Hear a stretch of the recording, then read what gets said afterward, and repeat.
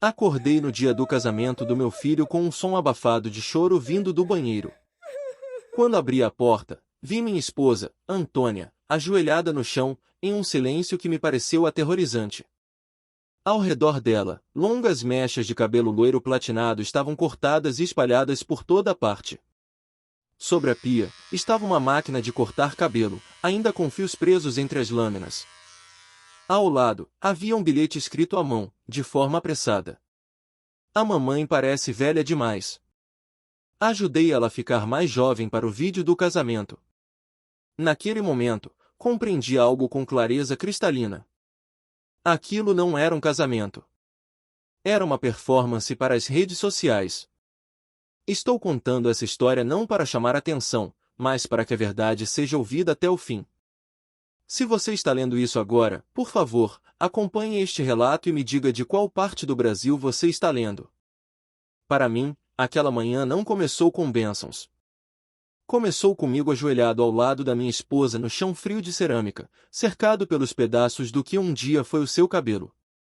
Fiquei congelado por alguns segundos. Depois, me abaixei ao lado de Antônia. Ela não soluçava alto. Suas mãos tremiam enquanto tocavam a cabeça lisa e nua, como se ela ainda não pudesse acreditar que o que tinha acabado de acontecer era real. Aquele cabelo a acompanhava por mais de 30 anos. Desde os dias em que éramos pobres, das manhãs cedo quando ela corria para dar aulas na escola pública. Desde o dia em que a mãe dela faleceu e ela jurou que nunca mais cortaria o cabelo, como uma forma de segurar a última lembrança que lhe restava. O chão do banheiro estava gelado. Fios platinados grudavam no meu chinelo e na minha calça de pijama. Peguei a máquina de cortar cabelo. Ela ainda estava quente ao toque. Foi então que percebi. Isso tinha acabado de acontecer. Não foi um acidente. Não foi um erro. Antônia sussurrou baixinho, como se tivesse medo de que o som pudesse estilhaçar o cômodo. Desculpe, Gustavo. Talvez eu esteja velha de verdade. Aquelas palavras me feriram mais do que a cena à minha frente. Não pelo cabelo que se foi, mas porque ela estava se culpando pela crueldade de outra pessoa. Coloquei a mão em seu ombro e senti toda a tensão que ela carregava. Não disse nada. Se eu abrisse a boca, sabia que não conseguiria controlar minha voz. Olhei ao redor. Tudo estava arrumado demais. As toalhas dobradas, a janela aberta no ângulo de sempre. Aquilo não parecia o caos após um incidente. Parecia planejado. Na bancada, além do bilhete, havia um celular virado para baixo. Eu o peguei. A tela acendeu. O aplicativo de gravação ainda estava aberto. O ícone de transmissão ao vivo mostrava que a live tinha terminado há menos de 10 minutos. Entendi antes mesmo de conseguir processar. Letícia, minha nora, não apenas raspou o cabelo da minha esposa. Ela filmou tudo ao vivo. Verifiquei rapidamente. Na lista de dispositivos conectados, uma pequena câmera espiã ainda estava ativa, escondida atrás de um cesto de vime. Estava posicionada no ângulo exato para capturar o rosto de Antônia enquanto ela se olhava no espelho. Não foi impulsivo. Era um roteiro. Antônia me olhou, o pânico brilhando nos olhos ao ver a câmera na minha mão. Gustavo, eles não podem. Não respondi. Removi a bateria e enfiei a câmera no bolso.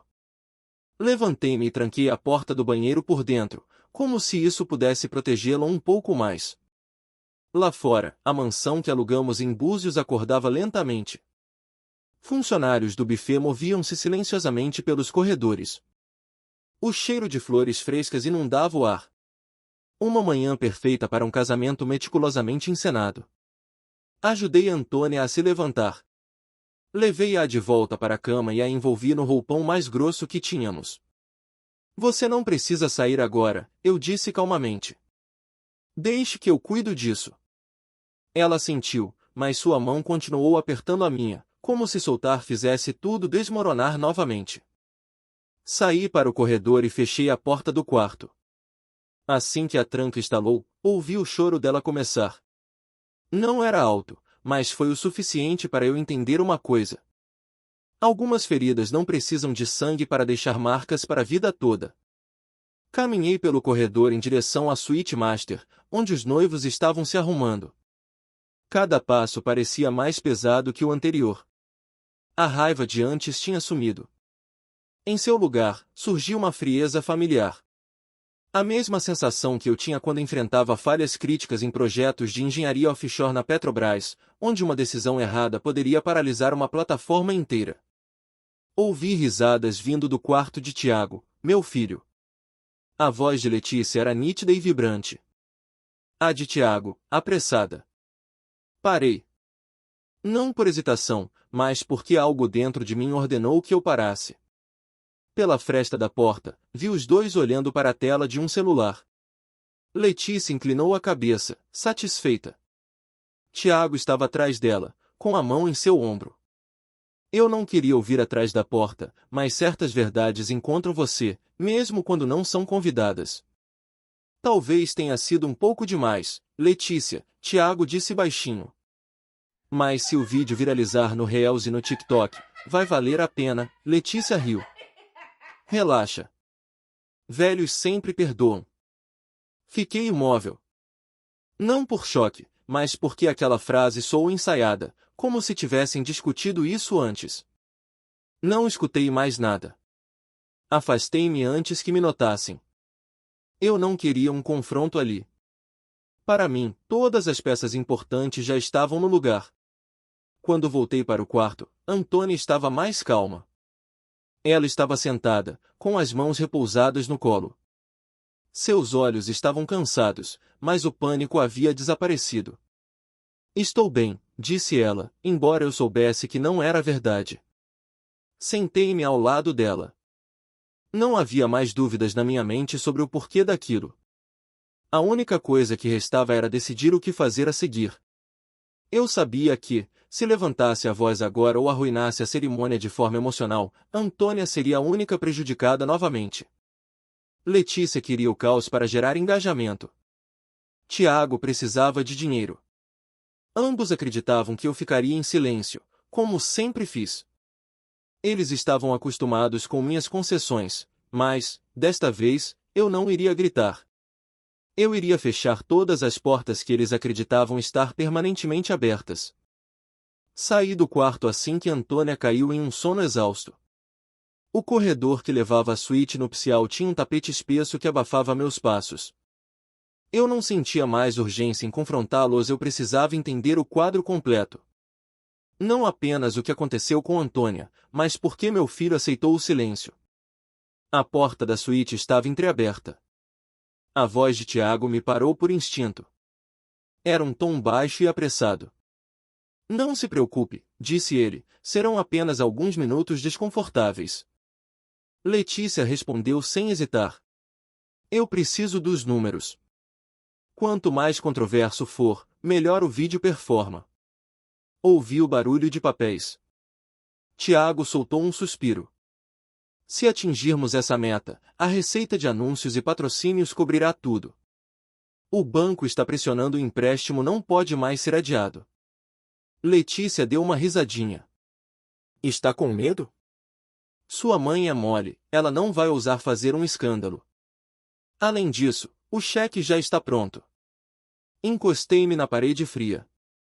Naquele momento, não senti raiva, mas a decepção de um homem que acreditou por tempo demais que conhecia o próprio filho.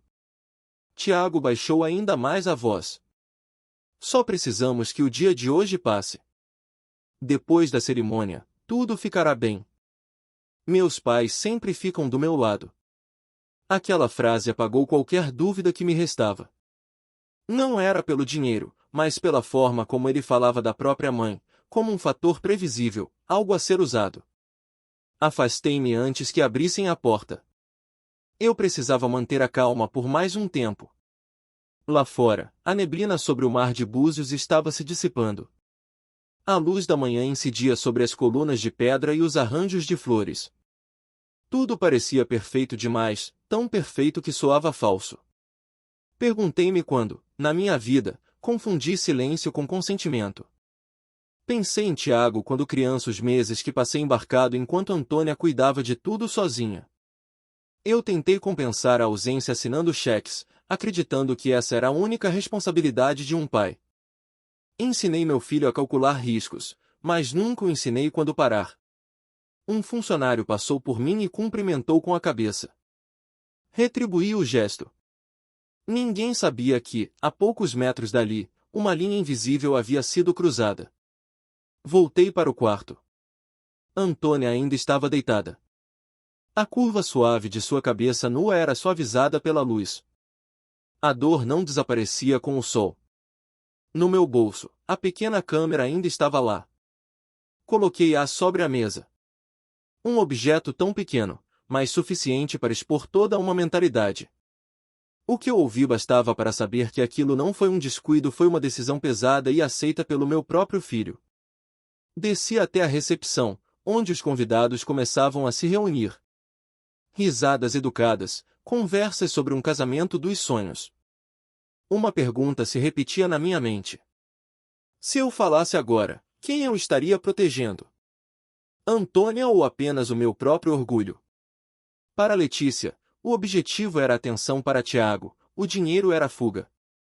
E para mim, a única coisa que restava era proteger a dignidade da mulher que caminhou ao meu lado a vida inteira. Peguei meu telefone e liguei para o advogado da nossa família. Disse apenas uma frase. Cancele o plano antigo. Preciso de uma opção diferente para hoje. Ele não perguntou o porquê, apenas respondeu. Compreendo. Quando desliguei, minha respiração estabilizou. A música de teste começou a tocar lá fora, sinalizando que a cerimônia se aproximava. Olhei para o quarto uma última vez, para Antônia descansando, separada do palco que outros construíram usando a dor dela. Eu sabia que, a partir daquele momento, eu não era mais o pai esperando que o filho caísse em si. Eu estava me preparando para ser o guardião final da verdade, mesmo que o preço fosse destruir tudo o que eles acreditavam que eu protegeria. Vivi o suficiente para saber disto. As decisões mais importantes costumam ser tomadas em silêncio. Sem alarde, sem gritos, apenas com uma clareza fria e constante. Voltei para o quarto e encontrei Antônia acordada, sentada contra a cabeceira da cama, com os olhos fixos no vazio. Não vou deixar que transformem isso em entretenimento, eu disse, com a voz baixa, mas firme. Mas, hoje, você precisa confiar em mim. Ela sentiu levemente. O que ela precisava não era de consolo, era sentir que era dona da própria vida novamente. Abri o armário e peguei uma caixa de madeira que sempre levo para eventos formais. Dentro, havia um lenço de seda da Hermes que comprei anos atrás em uma viagem de negócios. Envolvi a cabeça de Antônia com o lenço, cuidadosamente, como se fosse um ritual. Quando terminei, ela se olhou no espelho. Estou bem, disse ela, e desta vez eu acreditei. O passo seguinte exigia precisão, não emoção. Fui para o corredor lateral, onde o sinal de celular era melhor, e liguei para o banco. Preciso interromper a transferência agora, ordenei. Anos como engenheiro me ensinaram que sistemas precisam de comandos claros, não de sentimentos. Depois, liguei para o advogado.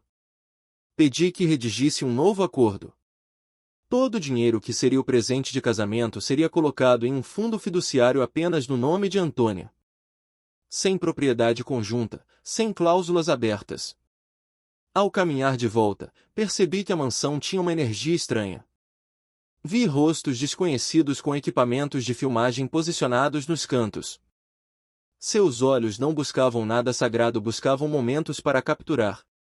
Letícia estava transformando o dia inteiro em um palco. Um técnico passou por mim e deixou cair seu crachá. Não era de uma empresa de eventos, era o nome de um canal de mídia online. Câmeras escondidas atrás de vasos, cabos correndo sob os tapetes. Tudo legalizado e aprovado pelos noivos. Mas ninguém perguntou a Antônia. Saímos juntos, sem pressa. Senti o peso dos olhares sobre nós. O lenço de seda na cabeça de Antônia não a diminuía, pelo contrário, tornava o silêncio ao nosso redor mais pesado.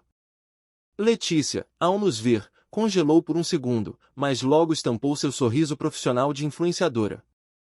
Tiago desviou o olhar. Conduzi Antônia até a primeira fila, o lugar que lhe cabia como mãe do noivo. Eles não sabiam que, no silêncio, as portas financeiras já haviam se fechado. Não sabiam que as imagens que planejavam vender seriam colocadas em um contexto muito diferente. Eu não estava ali como um pai para dar bênçãos, mas como um homem que preparou a única arma necessária. A verdade. A cerimônia começou pontualmente. O mar de búzios parecia um espelho. Letícia entrou sob aplausos ensaiados, virando-se para que as câmeras pegassem todos os ângulos. Tiago a seguia, ajustando a gravata. O celebrante falava sobre amor, mas aquelas palavras eram apenas ruído de fundo para o que estava por vir. Quando chegou a hora dos discursos e presentes, Letícia deu um passo à frente, segurando o celular e sorrindo para os milhões que assistiam do outro lado da tela. Hoje não é apenas o nosso casamento, disse ela, com voz clara. É um momento especial para nossa família. Ela olhou para mim. Tiago inclinou-se na minha direção, como um lembrete mudo do presente que esperavam. Eu me levantei. O silêncio se estendeu além da educação. Senti centenas de olhos em mim. Antônia pegou minha mão suavemente, apenas para confirmar que estava ali. Serei breve, disse ao microfone. Hoje, me pediram para dar um presente. Mas antes disso, acho que todos aqui, e quem está assistindo online, devem saber o que esse presente realmente custou. Um murmúrio percorreu o salão. Fiz um sinal para os técnicos. A tela atrás de nós acendeu. Olhei para Antônia primeiro, ela assentiu. O primeiro clipe apareceu. Imagens brutas da câmera escondida no quarto. O som da máquina de cortar cabelo ligando. Foi rápido, frio, sem explicação. No salão, pessoas desviaram o olhar, outras cobriram a boca. No celular de Letícia, os comentários subiam rápido demais para ler. O sorriso dela congelou. Depois, veio o som. A voz de Tiago, dolorosamente familiar. Se o vídeo viralizar, vale a pena. Minha mãe é mole. O cheque já está pronto. Não foram necessários nomes. As palavras encontraram seus lugares sozinhas. Tiago tentou dar um passo à frente, mas parou. As câmeras, que antes eram aliadas de Letícia, agora se tornaram suas algozes. Não estou aqui para humilhar ninguém, eu disse calmamente. Estou aqui para encerrar uma história que foi longe demais. Tirei um envelope do paletó. O presente que preparei foi redirecionado. Não é para pessoas que tratam a dor alheia como uma ferramenta. Virei-me para Tiago. Meu filho, disse, sem elevar o tom. Você escolheu ver o silêncio dos seus pais como uma garantia. Hoje, eu retiro essa garantia. Pousei o microfone. O que precisava ser revelado estava exposto. Vamos, Antônia, eu disse. Saímos pelo corredor juntos. Ouvi meu nome ser chamado, pedidos de explicação, mas não olhei para trás. Algumas coisas, quando terminam, não devem ser esticadas. Lá fora, respirei fundo. Pela primeira vez naquele dia, o ar encheu meus pulmões completamente. Atrás de nós, a cerimônia continuava em meio ao caos, mas para nós, a porta estava fechada. Sem barulho, sem vingança, apenas a verdade colocada exatamente onde deveria estar. Saímos da mansão quando o sol já estava mais alto, sua luz refletindo no mar de búzios como uma longa e silenciosa fita de prata. Não ouvi nada além dos nossos passos no caminho de cascalho e do vento suave movendo as palmeiras. Atrás de nós, a cerimônia ainda ecoava com perguntas sem resposta e olhares de julgamento, mas eu não precisava saber como terminaria. Para mim, o momento em que cruzamos aquela porta foi o ponto final. No carro, Antônia sentou-se em silêncio, olhando pela janela. Não perguntei como ela se sentia, aprendi que certas emoções precisam de tempo para se organizar antes de serem nomeadas. Apenas coloquei minha mão sobre a dela, com firmeza suficiente para que ela soubesse que eu ainda estava ali. Quando chegamos em casa, fiz um chá. Um hábito antigo, simples. Antônia retirou o lenço de seda e o dobrou cuidadosamente sobre a mesa. Ela se olhou no espelho da sala por mais tempo que o habitual. Eu fiquei atrás dela, respeitando seu espaço. Quando ela se virou, seus olhos não estavam mais perdidos, estavam firmes. Eu não achei que me sentiria tão leve, disse ela após um momento. Os dias que se seguiram passaram devagar. Não houve ligações pedindo perdão, nem explicações convincentes. Eu não esperava por elas. Passei o tempo caminhando com Antônia pelo bairro, vendo as árvores mudarem com a estação. Ela começou a sair sem chapéu, não porque esqueceu, mas porque não sentia mais necessidade de se esconder. Uma tarde, sentados em um banco de frente para a baía, Antônia disse: "Não quero que essa história termine em silêncio." Eu entendi o que ela quis dizer. Não era sobre contar ao mundo por vaidade, mas fazer algo para que isso não acontecesse com outros. Começamos a pesquisar, conversamos com assistentes sociais e advogados. Ouvimos histórias mais pesadas que a nossa, mas todas tinham algo em comum. O silêncio que se estendia por medo de quebrar a família. Um ano depois, em uma casa pequena no centro do Rio, abrimos um centro de apoio para idosos que sofreram abusos ou negligência dentro de suas próprias famílias. Sem grandes placas ou inaugurações pomposas, apenas uma porta aberta, uma mesa de chá e cadeiras confortáveis para que as pessoas pudessem dizer o que guardaram por tanto tempo. Antônia deixou o cabelo crescer naturalmente. Ela o mantém curto, elegante. Parece uma versão de si mesma que não pede mais permissão para existir. Quando alguém a olha com curiosidade, ela apenas sorri. Sem explicações. Eu não acompanho mais a vida de Tiago e Letícia. Não por amargura, mas porque entendo meus limites. Algumas portas, quando fechadas no momento certo, não precisam de guardas do lado de fora. Certa tarde, quando o centro estava calmo, Antônia me perguntou: "Você se arrepende?" Pensei por um momento. "Não", respondi. "Só queria ter feito isso antes." Se alguém está ouvindo ou lendo esta história, quero que entenda uma coisa simples. Amar seus filhos não significa rendição incondicional. O sacrifício nunca deve se tornar um hábito para que outros o explorem. E o silêncio, quando dura tempo demais, deixa de ser compaixão e se torna cumplicidade. Aprendi que, às vezes, para preservar a dignidade de quem você ama, é preciso ser corajoso o suficiente para encerrar uma relação tóxica. Não para punir, mas para proteger o que resta de humano. O sol se pôs no horizonte e Antônia colocou a mão no meu ombro. Ficamos ali, sem dizer mais nada. Sem necessidade de um final grandioso. Apenas a paz chegando no momento certo. Para mim, foi um final bom o suficiente. Obrigado por ouvirem até aqui.